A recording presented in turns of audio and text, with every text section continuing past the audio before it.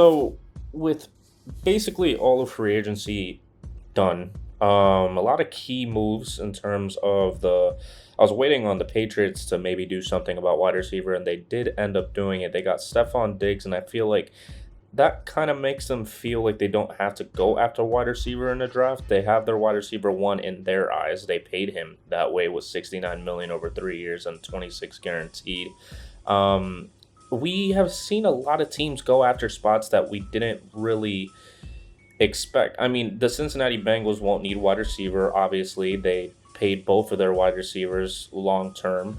Maybe screw T Higgins a little bit, but still, they did what they had to do.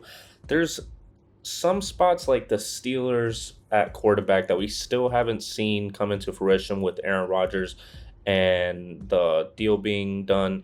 The New York Giants, surprisingly enough, are in a position that it just doesn't seem like they're going to go with quarterback in the draft. As much as they like Shador Sanders at one point, were very friendly with him at pro days, at the combine, and things of that nature.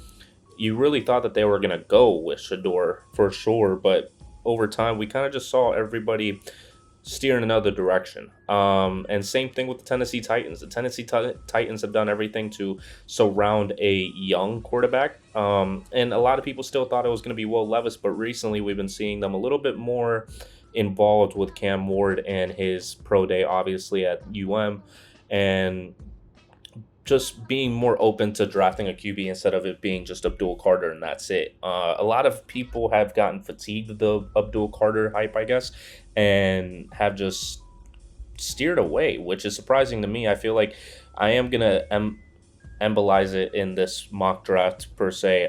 This is technically my post free agency mock draft, and obviously this isn't my normal setup. There's going to be no face cam. It's not the same mic, things of that nature. But I wanted to make sure that I got this out just so I can make sure that by the time I do end up doing the draft right before the actual one, we will have about three different ones that are solidified, being the post combine, pre free agency, the post free agency mock draft, and then we're going to have the pre legitimate draft in real life, which I think it's exciting. As much as a lot of teams think that we're set for a draft that's going to be underwhelming, I think it's going to be one of the more surprising ones in terms of just depth overall, and we'll see who comes out of it. But we'll go ahead and start with the Tennessee Titans. And the Tennessee Titans are primed for somebody like Abdul Carter to come in and be part of that new regime. And I've been very certain about that for a good amount of time. But I'm going to go a different route today because of what I have already said about Cam Ward and the Tennessee Titans and that whole situation with them. We're going to go ahead and go with Cam Ward. Coming out of I've been very high on him ever since I started watching him at obviously. I saw some of his past film. He was still good. He had a lot of the same tendencies, just a little less skilled, I would say. But he is a big game quarterback, and he does require a little bit of a leap of faith, but he is ultra confident. And at times, of course, like I've already said, it's to a fault, but he's gotten to a point that his mentality can be that he's going to be an all-pro at one point in his career, and hopefully soon enough for the Tennessee Titans and their situation. But yeah, I think his fundamentals are what stand out to most, and especially the Titans. I think that Cam Ward could come in and really make an impact for this team and maybe help them have more of a reputation instead of what they've been having with Will Levis. No offense to Will Levis, but moving on to the Cleveland Browns, surprisingly enough, I would have gone Abdul Carter if you asked me about a week or two ago, but I don't know. I've been very conflicted. As much as I would love to see Abdul Carter and Myles Garrett on the same line, it would be very beautiful. It'd almost be like what everybody thought Jadeveon Clowney and J.J. Watt was going to be. I think it would be very nice, but I'm going to go a different route because their QB situation has just been abysmal, and that's been obvious, and that's been spoken about in these mock drafts that I've had, but Shador Sanders, as much as I know that a lot of people are like, oh, Shador's going to New York, or maybe Travis Hunter's going to New York. I don't know what a lot of people are saying, but I'm going to go with Shador Sanders going to Cleveland. I feel like their QB situation is too unknown that I feel like this type of move is going to make them seem like they did the unpredictable, but at the same time, people kind of expected them to go with QB. Shador Sanders has a lot of great tangibles, but sometimes not. I mean, it's just his habits are very questionable at points. I don't know if the Cleveland Browns have enough talent for what Shador Sanders needs. Obviously, I mean, if you bring in Travis Hunter with them, like maybe do what the Texans did with getting C.J. Stroud and Will Anderson basically back-to-back picks, making the move, and it ends up panning out, that could work. But with the team that they have right now, I'm not 100% sure that they're going to be what Shador Sanders needs off the rip, which I'm not confident that he would be able to prosper in this type of roster, but he has that upside. He has the downside as well. But I think the Browns go with the upside here and look at QB as a spot that they need to move on from Deshaun Watson, move towards the future. I think Shador Sanders has a possibility of being an all pro, but he also has a possibility of being a backup, like maybe Tyrod Taylor, if you want to have some sort of comparison. But Shador Sanders is a bit iffy to me, but I've seen more about him being in the QB conversation in the top three now, as much as I had him in the past mock draft going all the way down to the Steelers. I'm not picking in terms of what my opinion is. I'm picking in what I think these teams are going to go with. If it was up to me, he would drop all the way to the Steelers once again. Even if Aaron Rodgers goes there, I would see Mike Tomlin making that type of move with Aaron Rodgers being there and him and Shador Sanders just learning from another great quarterback like he already had for some time with Tom Brady, with the connection to Deion Sanders. But moving on to the New York Giants, they see that two QBs have come off the board, but they probably were only interested in Cam Ward. I think they go with the best player available in their eyes. And I don't think that's Travis Hunter. I think they're going to go with Abdul Carter at this position. I know that they made a lot of moves this offseason and some moves that could pan out. And they also lost some players. But I think that bringing in a player like Abdul Carter on that defensive line that's already very, very stellar could help this team out a great amount. And it's a move that I feel like obviously is best player available, but it could be a position that they could go with and need. I think he can move anywhere, to be honest with you. He is somebody that I'm confident that is going to be a great prospect coming out and basically being a day one starter. And I can't really see anything else but Micah Parsons when I see Abdul Carter play. And yeah, I can't imagine him falling out of the top three, whether it's to the Giants or to another team. And obviously, as we've already seen, I'm not making any trades. If I was, I probably would have traded the Browns pick if I'm them and kind of fall down a little bit, see how the prospects go. But if you're not confident in your QB prospect, then don't take him. But at this point, if there's no trades in the top three, that is how my top three would go. But moving on to the New England Patriots, I know a lot of Patriots fans have crucified me for taking offensive line in the top five or at this specific spot. And I'm honestly very tempted to do so because Armand Membo out of Missouri has been very impressive. I mean, he got no sacks and no QB hits on 411 pass blocking attempts in 2024. And we've seen him throughout this whole combine process, throughout the offseason process, that he has only impressed more and more, and especially with his tenacity. I mean, you saw his 40. He wanted to get a great 40, and he ended up getting one, as I feel like this would be a good spot for them to take offensive line. They don't need wide receiver anymore. I don't see them going a player like Ashton Genty. Yes, Travis Hunter is there. As much as I'm tempted to take Travis Hunter, I don't know if Mike Vrabel is looking at that, to be honest with you. I don't think he looks at Travis Hunter and he's like, that's the guy I'm picking without a doubt. While there's offensive linemen at this point that, yes, I mean, it may be a reach at number 4 to take Armand Membu, but I mean, he's going to be getting taken at least maybe in the top 10 if he falls past the Patriots. Just depends on the team that you're thinking about. I mean, obviously not the Bears. The Bears made a lot of moves. I mean, they still could. Armand Membu for the Bears could be great. Calvin Banks, obviously, as well. But I think that Armand Membu makes the most sense for the New England Patriots. As much as I'm sure that not a lot of people are going to agree with me not going with Travis Hunter at that spot, he's been up and down in the rumor mill, I would say, and on a lot of teams' boards for what I can hear. And he is unpredictable. He could go number one, and he could go maybe even I couldn't see him falling out of the top five, but he can go one or he can go five. Any one of those teams have the possibility of taking Travis Hunter, and I think that's the beautiful thing about this draft. But I am going to take Armand Membu, one of the most fundamentally sound offensive linemen, if not the most fundamentally sound offensive lineman in this draft class, as we've seen over this offseason and the college football season. But moving on to the Jacksonville Jaguars, we're not going to waste any time. Travis Hunter is getting taken by the Jacksonville Jaguars. I feel like this is perfect for a new regime coming in and trying to make an identity.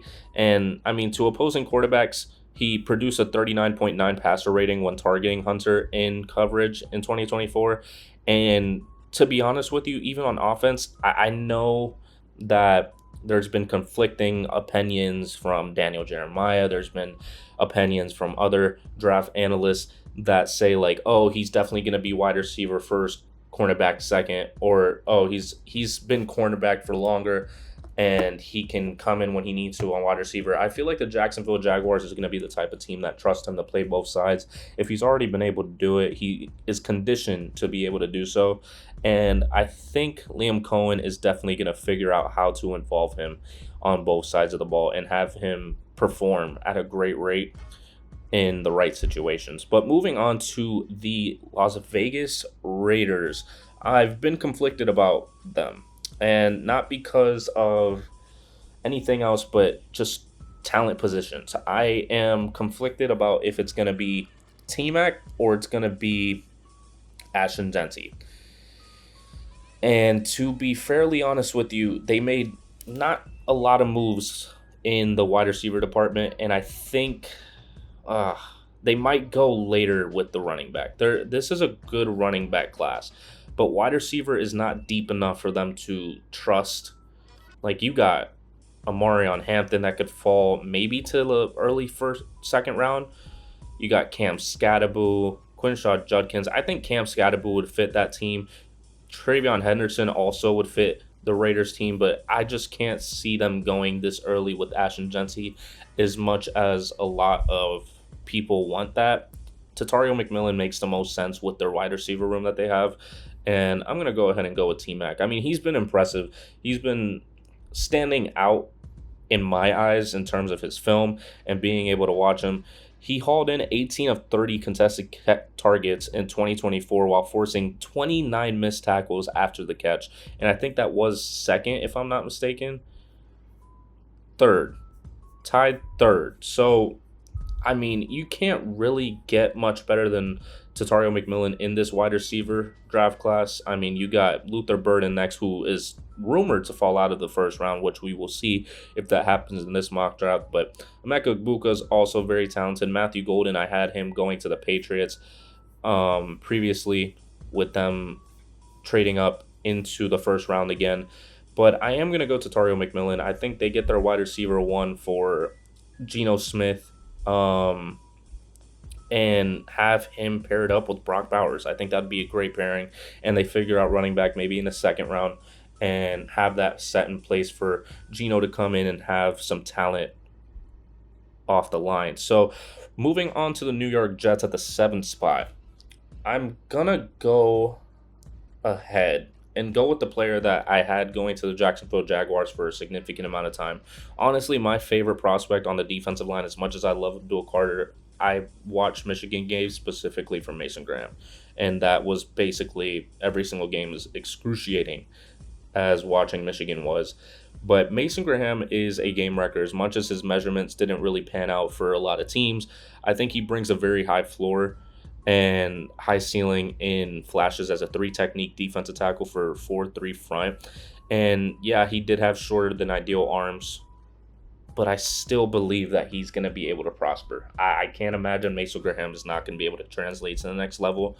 It was just something to behold just watching him on that defensive line. Even get double teamed and be able to get through it. Sometimes he had to get triple teamed, which made Kenneth Grant look great.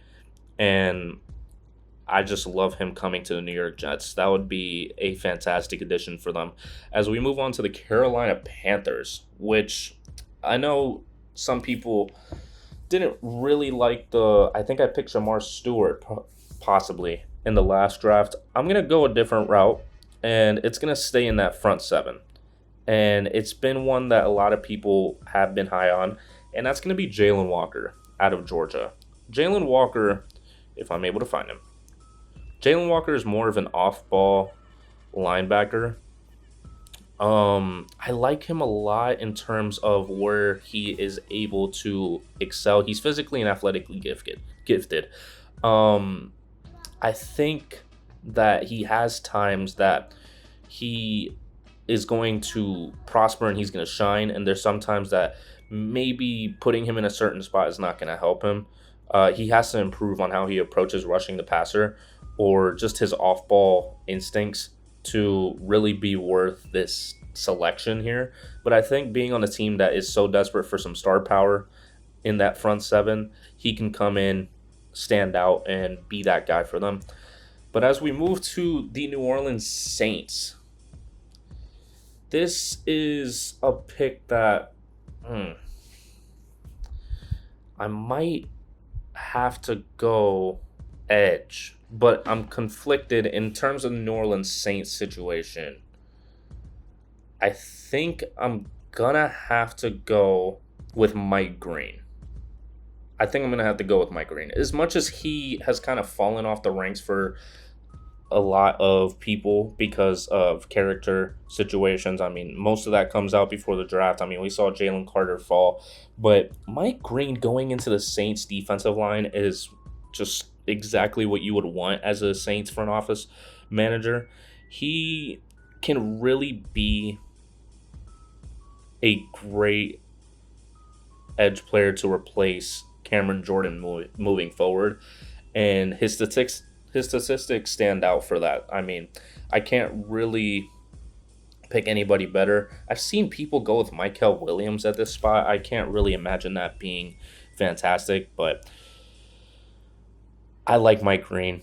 I like him going to this specific front, and I can't imagine a better pick for them at that point, as the Chicago Bears basically just got about everything that they needed. But with one thing standing out like a sore thumb, and that's going to be the running back position. I don't love DeAndre Swift. And that's words that I never thought that I was going to say because I used to love DeAndre Swift, but I don't know. He has too much big play disparity, I guess you can say, in terms of like he's either going to have a big play or he's just going to not be efficient at all. And you can't really have that with this type of team that they have with Caleb Williams and that offensive line. I think you bring in another running back, and this is where I'm going to have Ashton Dempsey stop falling and go to the Chicago Bears at the 10th spot. I mean, what can you not say about Ashton Dempsey? Ashton Dempsey is the running back of this draft class, and you can't necessarily go wrong with getting him on any single one of these teams. I mean, Raiders, obviously, I said that I was conflicted about. Even the Jaguars could take him, but they got Tank Bigsby as a backup to Travis Etienne. Even the Patriots is a possibility for Ashton Dempsey. I'd love to see Drake May and Ashton Dempsey, but I doubt that they're going to go that route. The Giants also a situation that could happen, but I like how it's gone so far in terms of the no trade situation. But him going to the Chicago Bears team, especially with the rejuvenated line, is only going to be great because he was playing for a Boise State offensive line, which was great, but they didn't have Joe Tooney on their offensive line. They didn't have the players that they have now on that Bears offensive line compared to last season. I like it a lot. As the San Francisco 49ers lost a pretty significant amount of players, and especially on the defensive side. Charvarius Ward is gone. Hufanga is gone. Drake Greenlaw is gone. You have to address that in this draft, and it can't be, oh, we're going to go depth for the offensive line again, as much as I want to for the San Francisco 49ers. I think they go with an outside corner, a guy that can play really anywhere, to be honest. And he's been my favorite corner in this draft class ever since he made his rise in the talks But Jahdae Barron, coming out of Texas, going to the San Francisco 49ers, being that CB1 that they need, he can really do it all.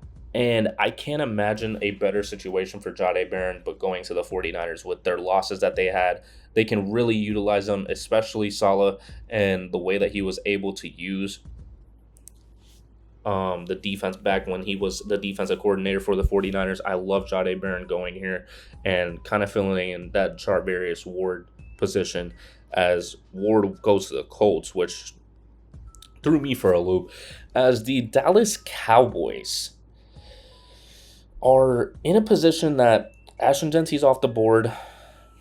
Can't go with him.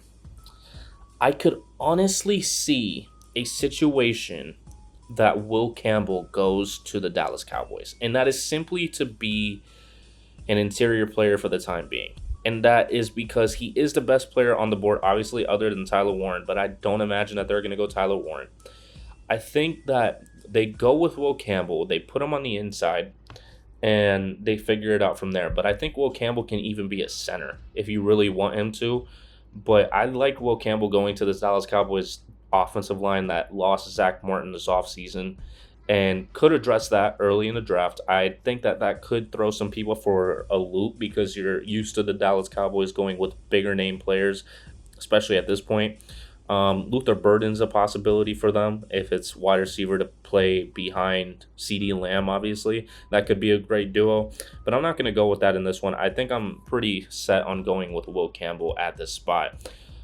And the Miami Dolphins, you could really go three ways. I was about to say two ways. I mean, you have Tyler Warren, you have Malachi Starks on the board.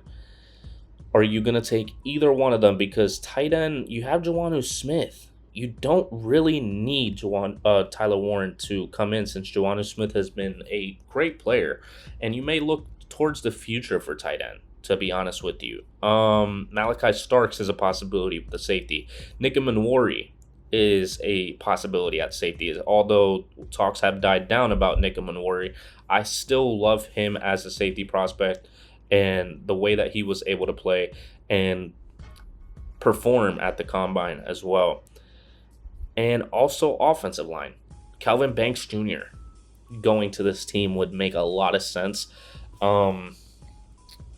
It's tough to go against Calvin Banks Jr. as much as they need safety with Javon Holland going to the New York Giants as well. So that defense in New York is going to be something.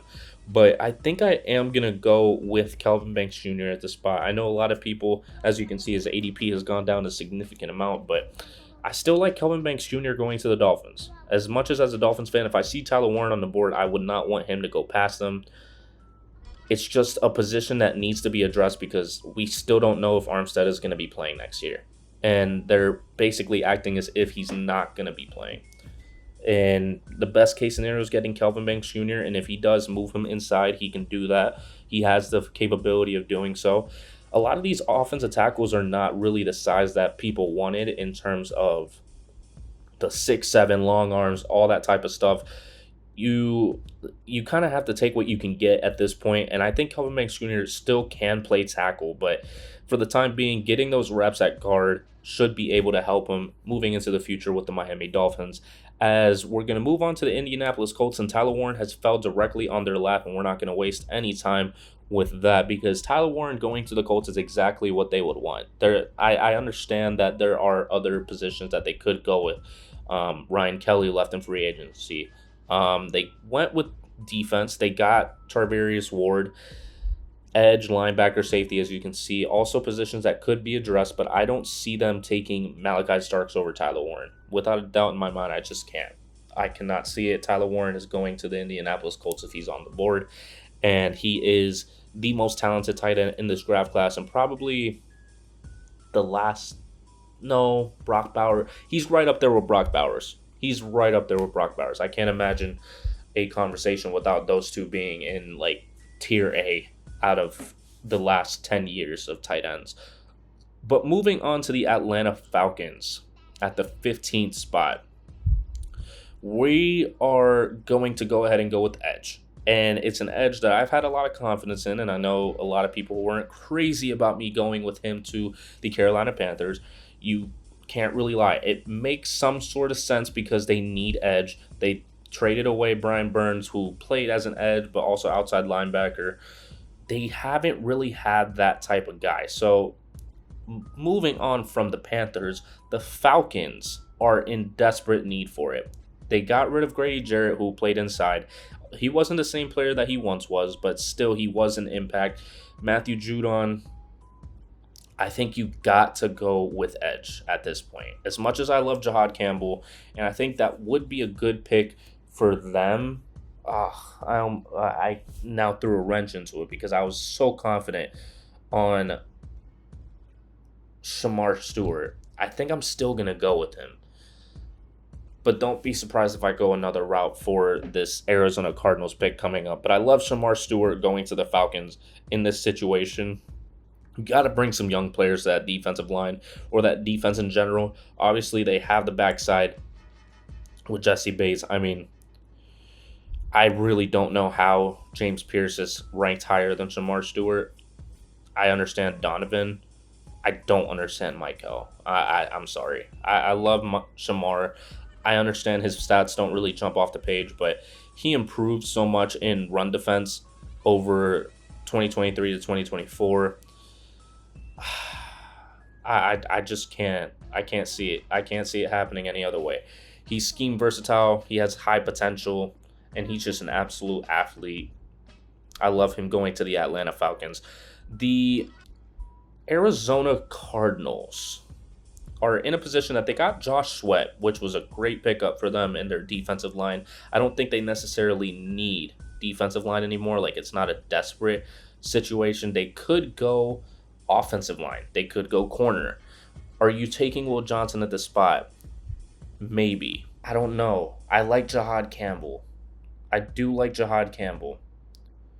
And it's very hard to go any other route but Jahad Campbell. I actually, as much as I was set on Jahad Campbell, I might have to go James Pierce Jr. I'm not going to lie to you. James Pierce Jr. seems like somebody that I could see just because technically Josh Sweat is an outside linebacker, but he does come off the edge a significant amount. And I feel like somebody is going to take a chance on James Pierce Jr. And a team that has already made a lot of moves on the defensive line could be that type of team that takes a chance. And I could definitely see James Pierce Jr. going to the Arizona Cardinals and excelling. I think Jahad Campbell is definitely a situation. But I'm going to go James Pierce. I'm going to go James Pierce Jr. at this spot for them. And with the Cincinnati Bengals, James Pierce Jr. obviously, high potential guy. High potential guy. He's an athlete, but a lot of people didn't really like his character either at the combine. I don't know. I think that some teams are still high on him. He has a lot of twitching movements that show difference-making NFL traits that can be situational at worst, but also all pro at best. So it's the type of potential. It's the type of potential athlete that you want to go after to make a difference in your organization. Worst case scenario, he plays the opposite of Josh Sweat. Can't really go wrong with that. So the Cincinnati Bengals at the 17th spot are now looking at defense only. They're not going to go wide receiver. They're not going to go offense. As much as maybe guard is something that they could look at, I can't imagine that they're going to invest in that in the first round. Something that was a very big hindrance last year was their defensive interior, and I'm going to stick by that. Because as much as the Trey Hendrickson situation is a bit up in the air, Sam Hubbard retired, surprisingly enough, and they don't really know what's going to happen with their defensive line. You don't really have a lot of guys that are going to stand out in terms of the edge. If you really wanted to replace Trey Hendrickson, you can trade up and get Abdul Carter. I highly doubt the Cincinnati Bengals are going to invest that much into getting a new edge rusher. I think that they start with the interior, move outside, and they go with Kenneth Grant, who I've had going to the Bills, and I know that a lot of people would think that he's going to fall to that point, but I'm going to have him going to the Cincinnati Bengals. Their interior, especially since DJ Reader left, has been as weak as can be. There's no pass rush. There's hardly any run defense. They were one of the worst teams in giving up yards last year. So I can't imagine them going any other route but interior. And Kenneth Grant is the best case scenario for them at this spot. As the Seattle Seahawks, new quarterback, DK Metcalf's gone, Tyler Lockett got dropped. Not Emeka Buka. I confused him with JSN. JSN and Kenneth Walker are really the only players that are left from the past team on the offensive side in terms of talent. I can't imagine that they go through this draft without looking at the wide receiver room. And that's my biggest thing, because as much as I want to go edge, I mean, Donovan would be a great pickup for them. That would be fantastic. I love him going to the Seahawks, and I might even talk myself into it. This just seems like that type of team that's going to focus on that. They have Cooper Kupp. I can't imagine them going with anybody like Luther Burden, Matthew Golden. I'm going to go with Donovan out of Boston College. I still have not gotten his last name down, so I do not want to butcher it. Him and Jahad Campbell are both guys that I'm very intrigued by for the Seattle Seahawks. And it's two players that I'm very conflicted about. But Donovan has the upside to be able to be at this 18th spot and perform more than above average. And I'd like him going to the Seattle Seahawks defense, who's trying to find a new identity, to be honest with you. I mean, ever since last year that teams were just out attendancing them, with the Bills going there and basically every fan base possible going there and just taking over Seattle. It's not the same as it once was, so they just have to figure out a new identity as the Tampa Bay Buccaneers, who keep their identity with certain players staying, like Chris Godwin, who took like 20 to 30 million less than what he could have gotten from the Patriots. But you have to take in mind the taxes in certain states definitely have an impact in that manner. But I'm going to go ahead and go with a player that could be the heir to Levante David. Levante David's only getting older. And as much as I want to go Will Johnson at the spot, play the corner, fill in that corner spot that keeps being a little bit questionable at points for this Bucs team, getting Jahad Campbell on the Tampa Bay Buccaneers, I think, is a great addition for them, especially in the first round. The edge class isn't really something that you want to go with at this 19th spot, especially with Jahad Campbell on the board. Obviously, Malachi Starks is not going to be taking this spot. They got solid safeties. I don't think it's enough to invest in a safety. Will Johnson's the only one that I think could change their mind. I think I am going to go Jahad Campbell. Jahad Campbell going to the Bucs makes a little too much sense to me to pass up on. I love Jahad Campbell out of Alabama. I have said it time and time again. He was really not even ranked highly at one point until the Georgia game, that he just absolutely showed up, and then he continued to perform because they focused on him more and more. But I love that he was able to prosper, and now he is more than likely going to be a first-round pick. But moving on to the Denver Broncos, safety is a position that they could definitely need. I think they keep going with this young defense that keeps getting its identity and it keeps investing into it. I think they have a lot of great pieces, and if you add a player like Malachi Starks, who is a hell of a captain even in a new area, I think he can really be a game changer for this Denver Broncos team, who I had taken Colson Loveland for the longest. Colson Loveland's been dealing with injury, thanks to the commented that on the past mock draft, because I was not aware of that up until that point, if that is true. If not, he's fallen down the ranking significantly. And I think that in this position, with them already getting Evan Ingram, they're not going to go with tight end. I love Malachi Starks going to this team, without a doubt in my mind. I love Malachi. As a Dolphins fan, half Dolphins fan, just because I've been a little under the weather with the Dolphins lately because of what they've been doing, but I would want them going with a player like Malachi Starks, just because it just seems like that defense needs a captain that I didn't think that they were lacking at one point. But offensive line is just too obvious for them not to go with. Malachi Starks drops to the 20th spot, goes to the Denver Broncos, adding to that young defense that just keeps performing. But the Pittsburgh Steelers at the 21st spot are in a position that I assume that they're getting Aaron Rodgers. I can only assume at this point. I don't know if any news has dropped while I'm making this video. I don't think so. But Aaron Rodgers should be the quarterback. And knowing the Pittsburgh Steelers, they're not going to worry about future quarterbacks until they get there. That's just been the Steelers. They let go Justin Fields, even though they offered the same contract that the Jets did. Justin Fields didn't like the situation going on in Pittsburgh. I do not blame him at all. That man had a winning record and ended up really with a better projected record than Russell Wilson finished with.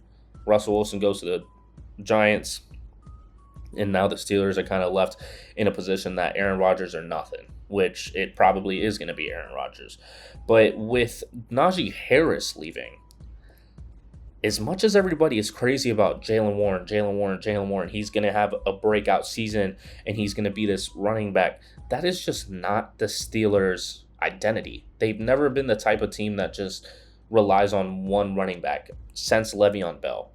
If we're being completely honest, they've always run a split backfield, and I think they're going to continue to do so with Amarion Hampton joining this team. Amarion Hampton has performed amazingly throughout the season, throughout the offseason, but he really caught a lot of people's eyes in the offseason, and I loved him in this past season as well. I mean, the past 2 seasons, he's averaged more than 4 yards after contact, which is something that I'm sure Mike Tomlin is licking his chops at because Najee Harris just left. He's going to get another rookie contract and a guy that can really bounce off of tackles.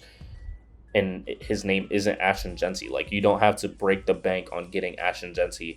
And Amarion Hampton has great speed. I think he has great explosiveness more than anything. He's just gifted. He's gifted. The combination of size, explosiveness, and lower body strength is just something that you don't really see often, especially at this depth in the first round. I like him going to the Pittsburgh Steelers. I think that if Ashton Jency wasn't in this draft, he definitely could have been a top 15 pick, but Ashton Jency has taken most of the attention.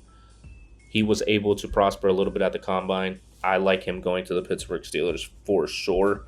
As the Los Angeles Chargers, they have Will Johnson on the board. They also have Colson Loveland. I understand that injury, if he does have it, is a significant piece in terms of what they decide on at the tight end position. They still are in need of it.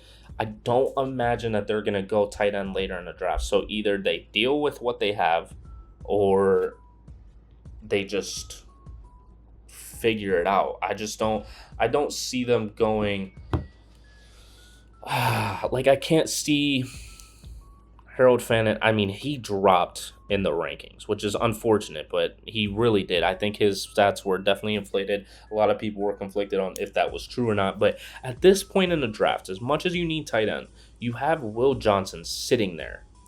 And yes, there's injury concern. I think Harbaugh looks past that, and he sees the player that he had on his team. And I just can't see him not going to this team. Quarterbacks generated a rating of 27.2 when targeting him in 2023 when he didn't have any injuries. He's a long, lean cornerback with elite foot quickness and change of direction fluidity. And as much as his speed has been in question for a lot of scouts, I like Will Johnson. I like Will Johnson going to this team, especially with Asante Samuel Jr. still not being signed.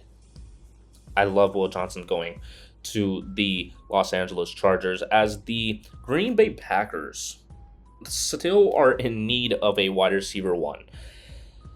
I don't think it's going to be Luther Burden, if I'm being 100% honest with you. I think the only guy out of these three that really has the upside to be a wide receiver one is Emeka Egbuka. I love Matthew Golden, but Emeka Egbuka has the tangibles to be able to be a wide receiver one, and if not, wide receiver two. And this Packers team keeps being that type of team that just has a bunch of wide receiver twos and try to excel where they can. I don't know why they didn't go after DK Metcalf. I still will never understand it. But I like Emeka Egbuka going to the Green Bay Packers. As much as I've been very high on corners being taken by them, a lot of the corners have just not shown up in terms of just measurements. Obviously, Maxwell Harrison had the fastest 40. Siobhan Revel, we haven't. It's just what's hurt him is not hearing anything. And Trey Amos is just not a guy that you're like, oh, wow, I need to take him in the first round. So at this point, you kind of wait on it. You wait till the second round, see who's there. Even if you get Azariah Thomas, beautiful pick. Darian Porter, also beautiful pick in coverage. Um, Benjamin Morrison, meh. If you can get Siobhan Revel in the second round, that is a win. But I'm looking at the offense that just needs some help. And Emeka Egbuka is going to at least try to bring some. I think he definitely has a high floor. He's versatile. He's a savvy receiver. I love that he's been consistent over the past 3 years as much as a lot of teams or certain scouts and front offices have gotten some draft fatigue just because he has stayed in college dealing with injuries and things of that nature. He finally had a season that he was able to actually perform. I like him going to this team for sure, especially with the Christian Watson situation. Um, the Minnesota Vikings, though. Ooh, this is a tough spot because we keep having the corners kind of fall, and I still don't think that I don't think another corner is going to be taken in this first round. If I'm being completely honest with you, corner is just not worth it after Jahdae Barron and Will Johnson. Will Johnson's off the board. Teams are not going to look at corner that much as I would love Siobhan Revel to go to a good situation, maybe even the Minnesota Vikings who invested a in their corner per se. I think they go safety, and it's a guy that was just a freak athlete in the offseason and performed well in the actual season. He had 6 interceptions and dropped 4 potential picks in 3 seasons with South Carolina. He's definitely tricky. I can definitely see teams passing up on him. He could fall out of the first round, or he is probably set in the first round with the way that he performed at the combine. But he has the ceiling of Kirby Joseph, but he does have some underwhelming box play and questionable technique. So it gives you a little bit more of Isaiah Simmons, which, I mean, I don't know. I'm going to go with Nickem and Worry. I'm going to go with Nickem and Worry for right now. And that is strictly because I've loved the way that he's played. I've loved the way that he has performed in the offseason. I think he has the upside to be that guy. I'm just not 100% sure if he is. It's that Isaiah Simmons or Kirby Joseph kind of boom or bust situation. And I think they take a chance on it, as J.J. McCarthy is now going to be their new quarterback. The Houston Texans lost their entire offensive line. And gosh, are they still not going to invest in it in the first round? Dalton Schultz has not been fantastic. I think that this is tough. It's tough because I don't think wide receiver is going to be the one at this spot. I think they go wide receiver a little bit later, although, I mean, if you can get Jaden Higgins in the second round, that's great. I think he can fall late into the second round. Xavier Restrepo was great. I know that he didn't perform well at his pro day in terms of his 40, and he said that he ended up having a tight hamstring from warming up, but he still wanted to go out there and compete because he is a competitor. I mean, you can't really say much better than what he said. Isaiah Bond fell all the way down the rankings because he said that he was going to rival Xavier Worthy from last year and just absolutely shit the bed. I don't think I'm gonna go with wide receiver. I don't, just because Matthew Golden's the only guy that I can imagine, because they really only have Nico Collins, if we're being 100% honest. Offensive line is so tough. They got rid of Laramie Tunsil. They got rid of Kenyon Green. Oh, their situation is just not great. It really isn't. And it has me scratching my head because I really want to take Matthew Golden for CJ Stroud, but how the hell is he going to get it to Matthew Golden with no offensive line whatsoever? But then you're still taking a chance on Josh Simmons himself. So let me just double check real quick, just so I can refresh my mind. Gray Zable's good. I'm not sure if you're taking him to be a tackle. They're in a position that they need a tackle. I think Josh Simmons can be that. I think he can. It's still a lot of questionables about him, but you got to take a chance if you're the Houston Texans in their situation right now. I can't imagine anything else. The Rams are a team that could also go with Colson Loveland. Also because Tyler Higbee, I mean, he just came off of a pretty bad injury. They could take a chance on somebody like that. Luther Burden, maybe? No, they have Devontae Adams. They have Puka Nacua. If Jahad Campbell is here, that would be a great pick for them. He's not here. No corners that they could really take. Tackle. Gray Zabel is a possibility. But he's more of a guard in a lot of teams' eyes. I think I am going to have to go with Colson Loveland at this spot just because of the situation that they're in at this position. You can't really go with a lot of different ones here. And I think the best case scenario for them is Colson Loveland. He has been interesting. I mean, he's been like the focal point of that Michigan offense because they didn't really have anybody else to focus on. But he brings plenty of value as a tall, long pass catcher with natural hands and crisp routes to line up as a big slot or even an X receiver. And he's also has some versatility to play attached to the line of scrimmage in certain situations, maybe on a corner or on a out route. I think that's a best case scenario for them. With the wide receivers that they already have, bringing in another talented receiving option for Matthew Stafford should be their go-to there. As the Baltimore Ravens are here, after re-signing Ronnie Stanley, mind you, wasn't really expecting that. I think they go edge. And again, a guy that's really hit or miss for a lot of people. Maybe even say you guys. Micah Williams was not the guy that a lot of people enjoyed him going in the first round, especially to the Eagles in the last one. I'm going to have him going to the Baltimore Ravens simply because I think he has the potential that would entice this Ravens coaching staff and front office, and he has the possibility to actually come through on it. So I'm going to go ahead and go Micah Williams. Not really say much else about it other than he is great in run defense. He has to improve on pass rushing, but that is kind of their identity as the Ravens. They're great in run defense. Yes, pass rushing is up to par, but at points can be questionable, like playing against the Bills. But moving on to the Detroit Lions, I think they go with offensive line, and this is for depth. And also just getting a replacement. I think Zeitler did leave, if I'm not mistaken. Yeah, he went to the Tennessee Titans. That's a team that I was thinking about at first. So he's gone. I think you go young and you go with Gray Zabel. You just have to keep doing this rinse and repeat situation with the organization like this. I mean, the Ravens and Lions are kind of in the same situation that they have a lot of talent. They just have to work on the different lines, the defensive line, offensive line, try to hit on some players. If it doesn't hit, then oh well, they have their older players and figure out in the next draft. But Gray Zabel coming in, being a guard for this team would be fantastic for both Gray Zabel and the Detroit Lions, as much as defensive line could be a definite situation for them. I think Gray Zabel is the best case scenario.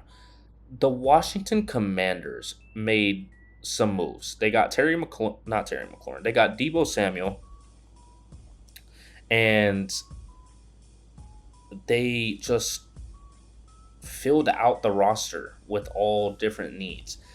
And I feel like the only thing that they're going to have to look at is the safeties. Their situation in the backfield, I think Jeremy Chin left. They have Will Harris as their strong safety and Quan Martin at free safety. To be quite honest with you, I am for sure looking at safety at this point, without a doubt in my mind. I can't imagine them going any other way. I think adding Laramie Tunsil, adding Debo Samuel on the offensive side gives you that type of room. Even Michael Gallup on the team now gives you that type of room to be able to invest in the backfield of the defense. You got Bobby Wagner back. I think the best case scenario for them is Xavier Watts out of Notre Dame, who performed very well. I like him, and I think he would be able to come into this type of team, be above average. I don't know if he is going to be tremendous, but he is really the best ball hawking safety in this class. And thanks to his intelligence and ability to break on the football, he is going to be able to go get that ball. I think his tackling woes is what throws me off, and that could throw him into round two. But at this point, he is going to be going in day one and go to the Washington Commanders. As the Buffalo Bills are in a position that, yes, corner is a definite situation that they could focus on. But Walter Nolan is literally sitting right there for the taking. A lot of these teams didn't necessarily need it. Maybe the Vikings. I understand if a lot of Vikings fans were upset about that one, but I don't know. Nickum and Worry makes sense for me to go to the Vikings at this point in time. Walter Nolan could have gone even earlier than this, to be honest with you. But him going to the Bills makes a lot of sense to me to put him next to Ed Oliver.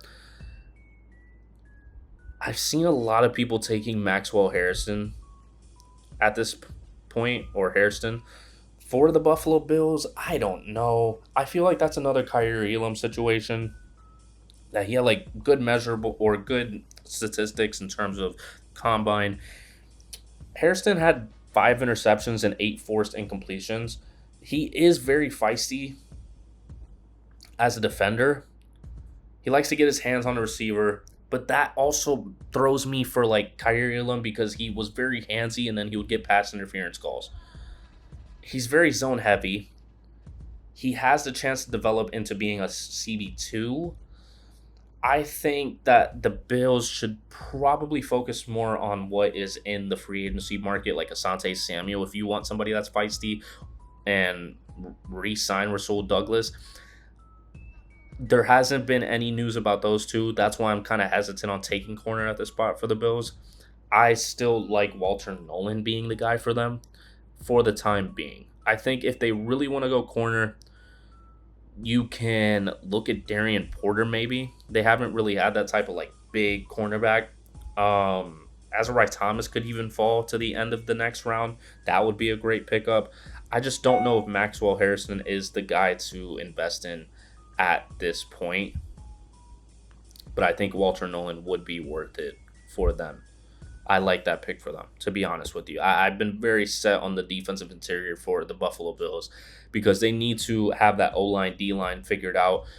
The big plays that they have is usually sacks, and Greg Rousseau cannot be the only guy. Obviously, they got Joey Bosa. Great pickup for them, at least for a year. High upside, minimal downside since it is 1 year. They're not committed long term. It could be a great situation. I think it's better than having Von Miller on the team, if you're asking me. But the Kansas City Chiefs are in a situation that they made a lot of moves this offseason for the offensive line, and I think they were good. I think they were good enough that they are pretty set on where they want to be, which in my eyes, I don't think it's enough, just because, I mean, you got Jalen Moore. Okay. I'm not crazy about that pickup, just because like I'm not confident. He didn't play much. That's my thing. He didn't play a lot, but the only thing that I can't knock him, just because he made it seem like when Trent was out, he filled in and he did a great job. And nobody really worried about the offensive line from that side. So maybe that secures that for the Kansas City Chiefs in their eyes. That's great for them. That's fantastic for them. Honestly, I'm praying that they don't take offensive line, because that would be the only thing that helps them out going to another Super Bowl. I don't want to see them going to another Super Bowl. But there's some situations here for defensive line. I love Darius Alexander, a guy that I could see them going after. I mean, we saw them go for Felix a couple years back. They've taken chances on the guys that have high upside. maybe a bit too deep of a floor like Felix. Derek Harmon is also somebody to put next to Chris Jones. Big guy. Big guy. I can't even take Josh Carnley for the Chiefs at this point just because we saw how he played at right tackle against Mike Green. I just wouldn't be confident in that at all. I don't think that they go with left tackle, or they don't take Josh Connerly thinking that he's going to be a left tackle. So that's my biggest issue, because if they do take him, they're going to try to put him at right tackle, and he's just not going to perform, and they're going to put him in a bad situation. Nick Scorton is another guy, but his size just doesn't make me feel any good about it. I think I'm going to go ahead and go with Darius Alexander, just specifically because he is the type of guy that I could imagine them going with. So I'm going to stick confidently with that one for sure. As the Philadelphia Eagles got rid of CJ. Yeah, they got rid of Gardner Johnson.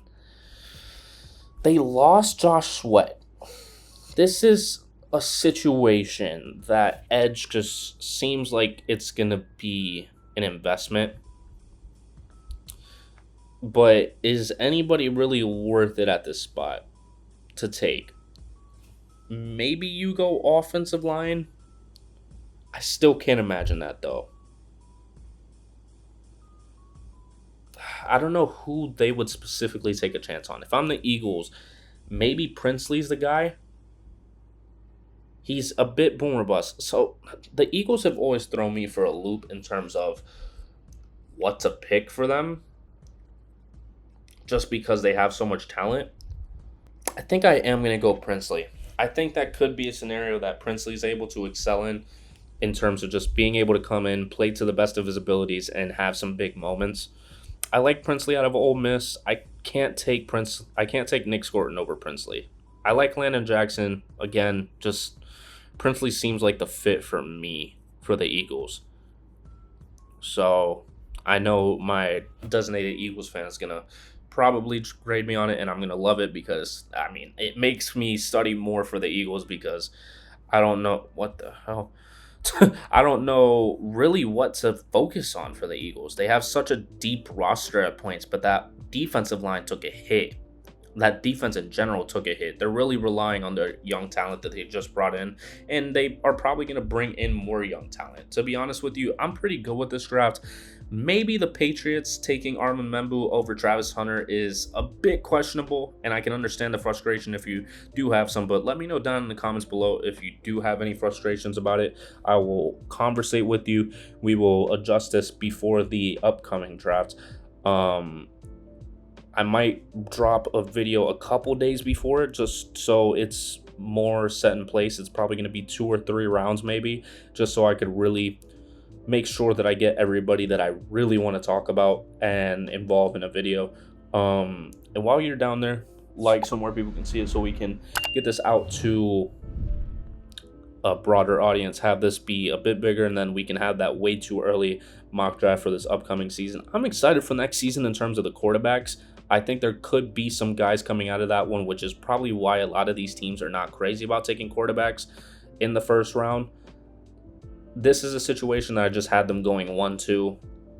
It could very well be that Cam Ward gets taken number 1, Shedeur Sanders just falls, or he can just go to New York. It just all depends on how everything goes in this draft class. I'm excited, but also subscribe so you don't miss out on the rest of these mock drafts. Next time I will be back in my setup. I just really wanted to be able to get this done for you guys. And yeah, I will see you in the next video. Peace.